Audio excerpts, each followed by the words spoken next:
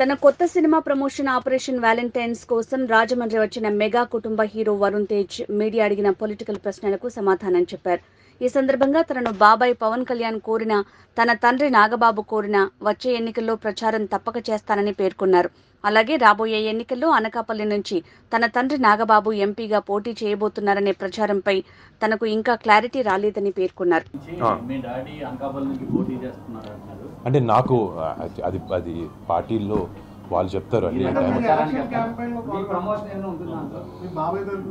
అంటే నేను చాలా సందర్భాల్లో చెప్పాను. 100% నేను మా కుటుంబ సభ్యులందరికీ అందరూ బాబాయ్ వెనకాల ఉంటారు.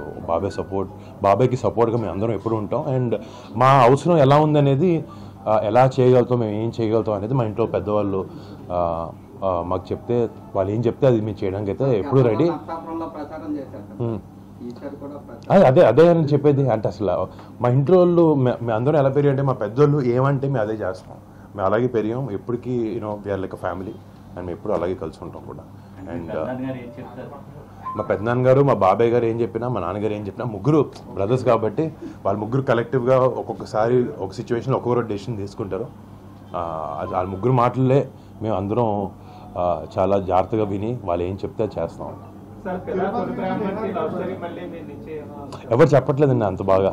తర్వాత అంటే నిజంగా అంటే చాలా నచ్చినాయి నాకు ఆ 2 సినిమాలు. అంటే అవి 2 ఒకటి కాలేజ్ యాంగిల్లో, ఇంకొకటి బాగా రూరల్ ఫ్యామిలీ ఎమోషన్స్తో కూడిన లవ్ స్టోరీ అనమాట.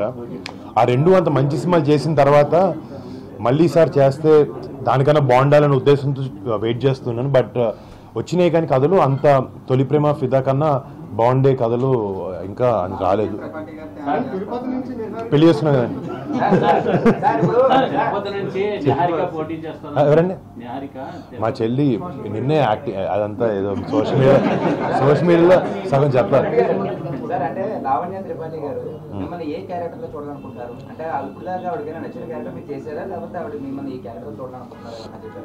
అంటే తనకి నేను ఏం చేసినా నచ్చుద్ది మామూలు 100%. అంటే ఈ క్యారెక్టర్ తను ఇందాక మీరు చెప్పినట్టు లవ్ స్టోరీలో బాగుంటాం అని ఉద్దేశంలో తను చెప్పింది. ఆ తొలి ప్రేమ ఫిదా సినిమా ఇంకోసారి చేయని నాకు చేయాలని ఉంది. But I do.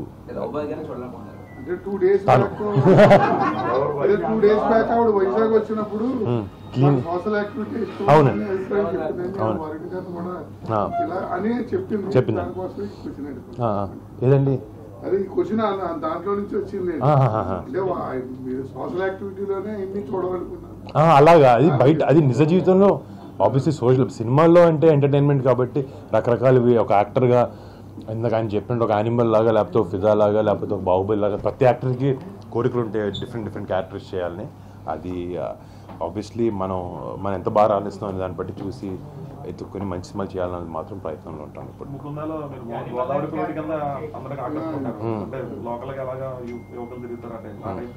ఇప్పుడు మట్కా అనే సినిమాలో వైజాగ్ బేస్ సినిమా మొత్తం అంటే మన సైడ్ సినిమా, అది కొంచెం డిఫరెంట్ కాన్సెప్ట్లో ఉండబోతుంది. అదే అప్పుడు మట్కా అనే గేమ్ జరిగేది కదండి 80s. దాని బేస్ మీద గ్యాంబ్లింగ్ బ్యాక్డ్రాప్ మీద చేస్తాం సినిమా. నమస్తే, thank you so much. Thank you.